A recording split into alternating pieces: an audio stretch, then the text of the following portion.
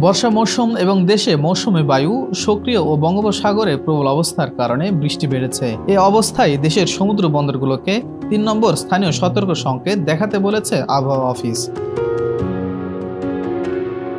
ভারী বৃষ্টিপাতের সতর্ক বার্তা দিয়ে আবহাওয়া অধিদপ্তর জানিয়েছে, মৌসুমী বায়ু সক্রিয় থাকায় রাজশাহী, রংপুর, ময়মনসিংহ, ঢাকা, সিলেট, খুলনা, বরিশাল ও চট্টগ্রাম বিভাগের কোথাও কোথাও রবিবার বিকাল ৪টা থেকে পরবর্তী ৭২ ঘন্টায় ভারী থেকে অতি ভারী বৃষ্টিপাত হতে পারে। একই সাথে ভারী বৃষ্টিপাতের কারণে চট্টগ্রাম ও সিলেট বিভাগের পাহাড়ি এলাকার কোথাও কোথাও ভূমিধসের আশঙ্কা রয়েছে বলেও জানায় আবহাওয়া অফিস।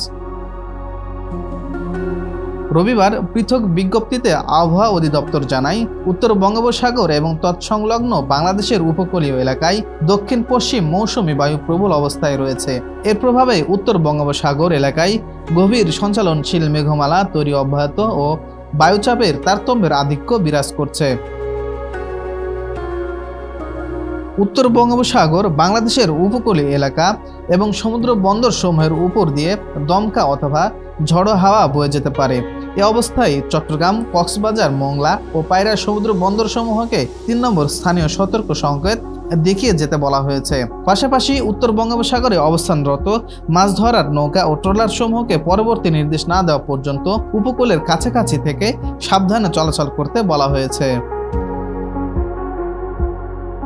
এদিকে রবিবার সকাল থেকে ঢাকা সহ দেশের বিভিন্ন স্থানে বৃষ্টি হয়েছে বলে জানিয়েছে আবহাওয়া অফিস।